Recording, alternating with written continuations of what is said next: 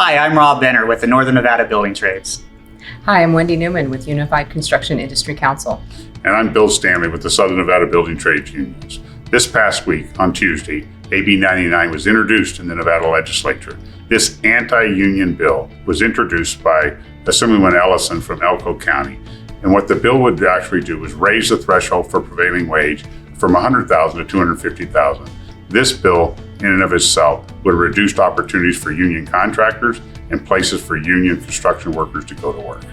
Right now, we're going to show you some clips from the meeting on AB 99, then tell you what was wrong with them.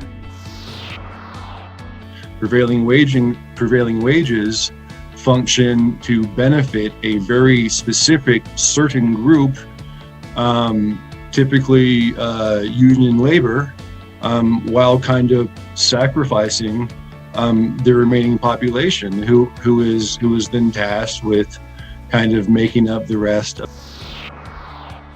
NPRI claims that increasing the prevailing wage threshold will make projects in rural Nevada more affordable.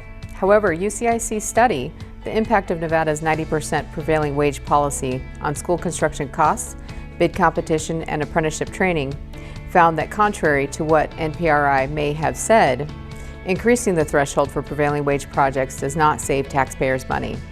In fact, the previous passage of AB 172 in 2015 reduced participation of union signatory contractors in bidding on school district projects.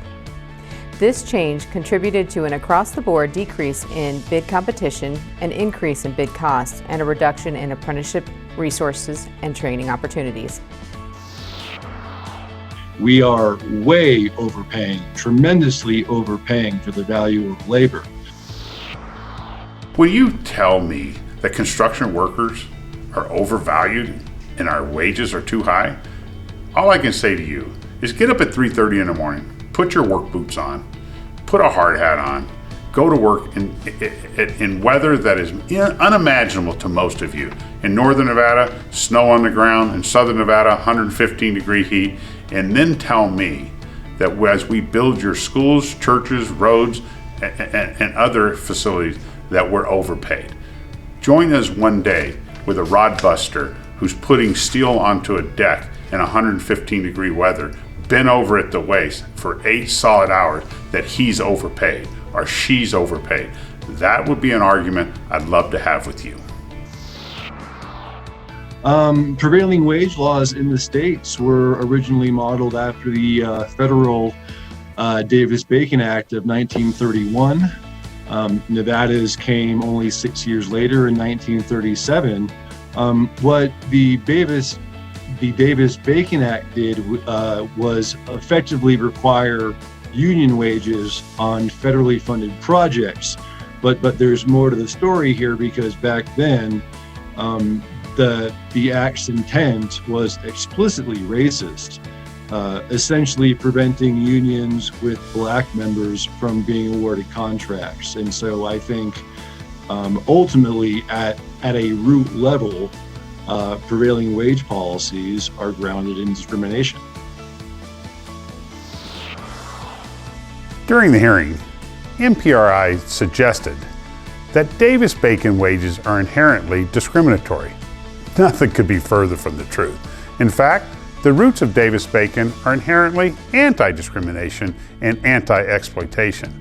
Davis and Bacon were 2 Republican legislators in the state of New York.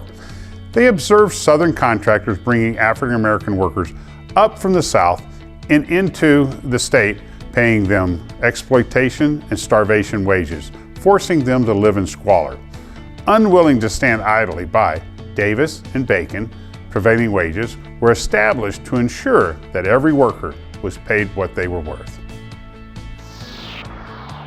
The Davis-Bacon Act, I guarantee it. Open it up and see what happens, because I guarantee it.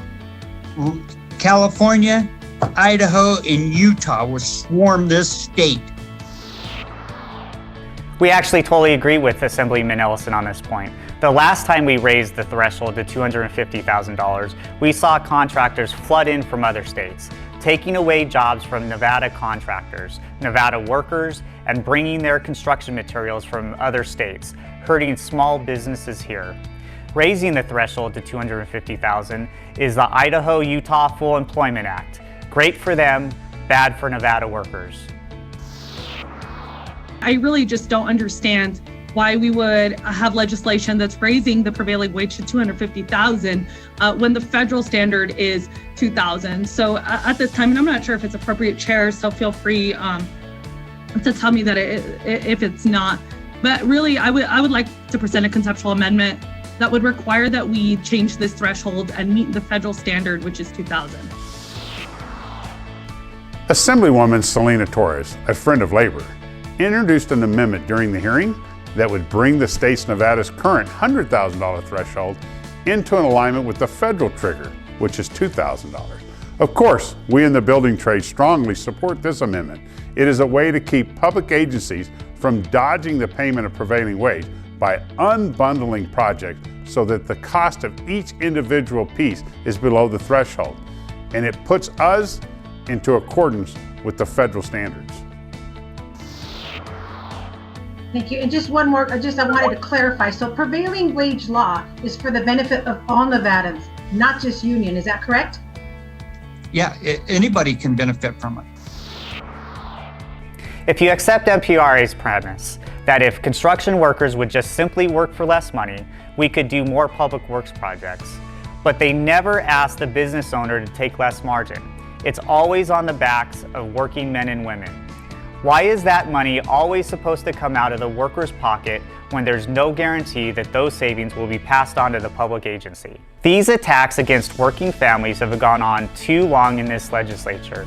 Every session we have this argument over the threshold for prevailing wage. It's time to move beyond attacking working men and women and move towards policy that will actually help Nevada's working families.